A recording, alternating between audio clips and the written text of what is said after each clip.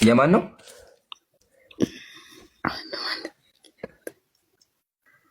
በኢትዮጵያ መጽሐፍ ቅዱስ ማህበር ለኢትዮጵያ ኦርቶዶክስ ተዋሕዶ ቤተክርስቲያን ታተመ። የማን ነው? የኦርቶዶክስ ነው አይደለ? አየሽው? እሺ እስከ አንብቢያት። ያዩት ነው። ያው መቅሰፍት ናት፣ ጥፋት ናት፣ ውርደት ናት ይላል። ምልክት ያለበት አይደል? ከመጀመሪያው ጀምረሽ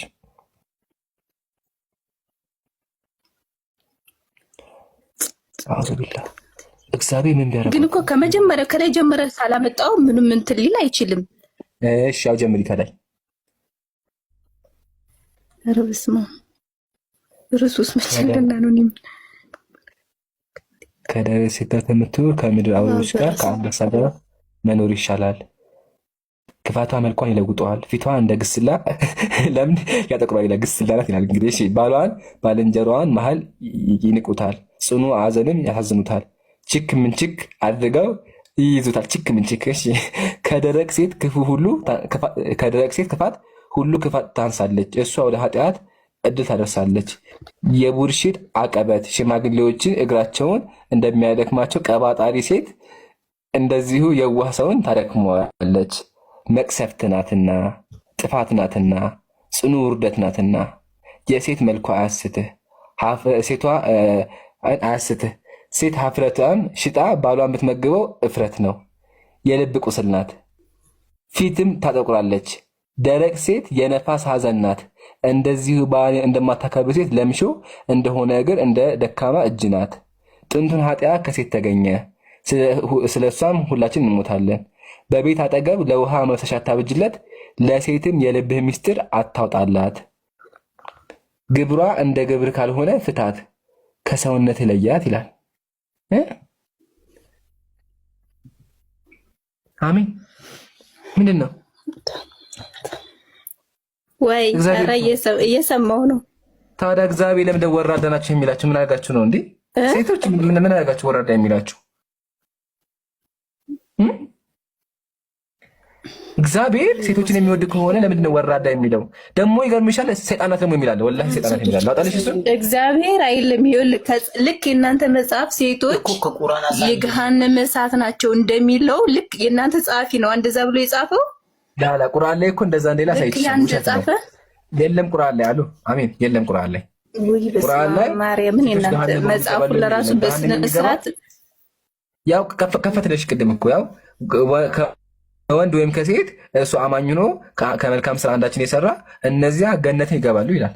ሴት አማኝ ጀነት የሚገባው ያው ማስረጃ። ሴቶች ገሃነም ይገባሉ የሚል አላመጣም። ግን ከሃዲ ከሆኑ ከሃዲ ወንድም ከሃዲ ሴትም ገሃነም ይገባሉ። ከሃዲዎች በሙሉ ገሃነም ይገባሉ። ጾታ አይለይም። በክርስትና ግን ጾታ ለይቶ እንደዛ ነው አይደለም። ያንቺማ ችግሩ ምንድነው? ሴት ለይቶ ሴት ውርደት ናት ይላል፣ ለልብ ቁስል ናት ይላል። ያው እዚህ ጋር ሴቴ ባሏን ብትመግበው ቁጣን አለማክበሯን የተሞላች ከሆነች ካለ በኋላ ለልብ ቁስል ናት፣ ለፊት ጥቁረት ናት ይላል፣ ውርደት ናት ይላል። ሴት ልጅ ወራዳ ናት ይላል። አንድ ነገር አይጨምርም። ይሁን ለክርስትና ተከታትሎ እንዴት ይሸታል ደግሞ። አሜን። ስሚኝማ መጽሐፍሽ ምን መሰለሽ? ሴት ልጅ አእምሯ ማሰብ አይችልም ይላል። የሰማችውን ነገር በሙሉ ሳታመዛዝን የምትቀበለው ይላል። ያው እዚህ ጋር ከፈተልሽ ባንዴ መጽሐፈ ቀሌምንጦስ ምዕራፍ 2 የእግዚአብሔር ቃል ይላል ሴት በተፈጥሮ ደካማ ናት፣ የሰማችውን ሁሉ ምንም ሳታመዛዝን አሜን ብላ ትቀበላለች ይላል። ሴት ልጅ ማሰብ አትችልም። አእምሯ እንትን ነው፣ ድፍን ነው አእምሯ። እግዚአብሔር ነው የሚልሽ።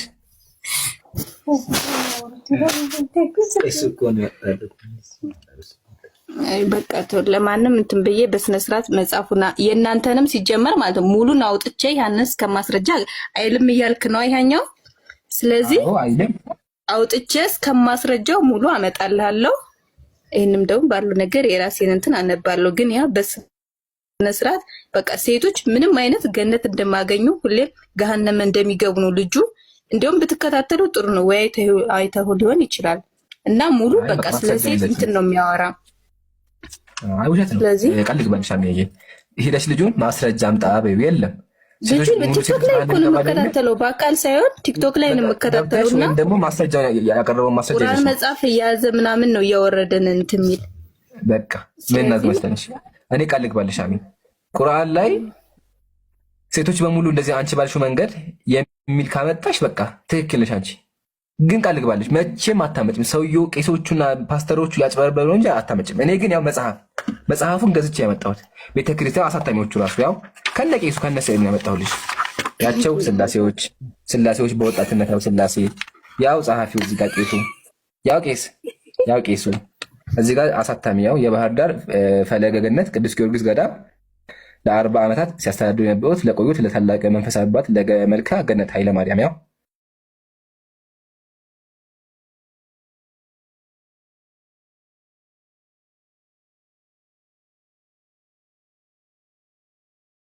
እና እዚህ ጋር ተመልከች ምንድን ነው በቃ ሁኔታችሁ እየገረመኝ ነው። ምክንያቱም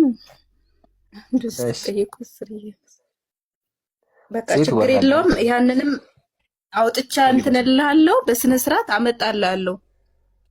አይ ግን ከመሄድ በፊት አንድ ነገር ልጨምርልሽ። ከባድ ከሁሉም ከባድ ልጨምርልሽ።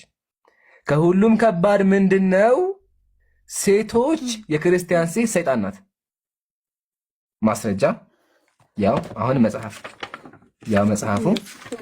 ያው ስዕሎቹ ማርያም ከነ ልጇ እዚህ ጋር መልአክ ከቧት ያው እዚህ ጋር ሰውየው። እሺ ምንድን ነው የሚለው? የአባቶቻችን መጽሐፍት ሴት እውነት የምትናገር የምትማር መስላ ተንኮሏ ስራዋ አይታወቅም። ሴቶች ተንኮለኛ ናቸው ይላል። ሴቶች የሚማሩ መስለው ተንኮለኛ ናቸው ይላል። እንግዲህ አንቺ ከነሱ አንዷ ሆነሽ አላውቅም። የምትማሪ መስለሽ ተንኮል እየሰራሽ ሊሆን ይችላል፣ አናውቅም። እሺ እኔ አልሰራም። መጽሐፉ ግን ያው ሴቶች እንደዛ ናቸው አለ። የእግዚአብሔር ቃል መጽሐፉ ሲናገር ሴቶች ተንኮለኛ ናቸው፣ ሊማሩ መስለው ተንኮል ይሰራሉ አለ። እንግዲህ እኔ አላምንሽም። እሺ ከሴት ጋር አንድ ላይ ተቀምጦ ከመጫወት ለዘላለም በእሳት ላይ መቀመጥ ይሻላል። አንቺ ጋር ተቀምጬ ከመጫወት ገሃነም በእሳት ብጠበስ ይሻለኛል ማለት ነው። እንግዲህ ምን ቢጠላሽ እንደሆነ አላውቅም። እንቀጥል። እርሷ ዘላለማዊ ሞት ታደርሳለች፣ ሴቶች ገሃነም ያስገባሉ ይላል። ተመልከች ቀጥሎ ምን እንደሚል በመንግስተ ሰማይ እንደሆነን እውነተኛ ሕግን የማንጠብቅ የማናስብ ከፍጥረት ሁሉ የተለየን ሰይጣን ነን እንጂ ሰው እንዳንመስል ይላል። ሴቶች ምንድን ናቸው? ከፍጥረት ሁሉ የተለዩ የማያስቡ ምንድን ናቸው? ሰይጣን ናቸው። አሚን። መጽሐፉ ሰይጣን ነን እንጂ ሰው እንዳንመስልህ ይላል። የማናስብ ሎቱ ስብሐት ሰይጣንሽ እንዴ? አሚን። ኧረ እግዚአብሔር ይመስገን። ሰው መጽሐፉ ኦርቶዶክስ መጽሐፍ ምን አለ? ሰይጣን ናቸው አለ። ምን ተሻለ? አልቅም ወላሂ በጣም ብዙ ነው ያለው።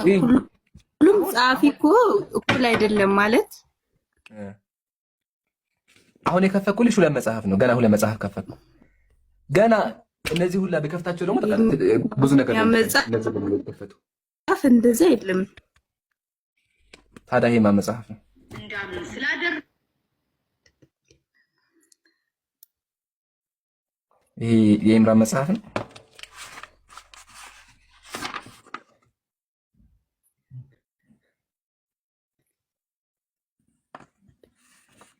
ይህን የመሰሉ ጠቃሚ ትምህርቶች በአልኮረሚ ያገኛሉ።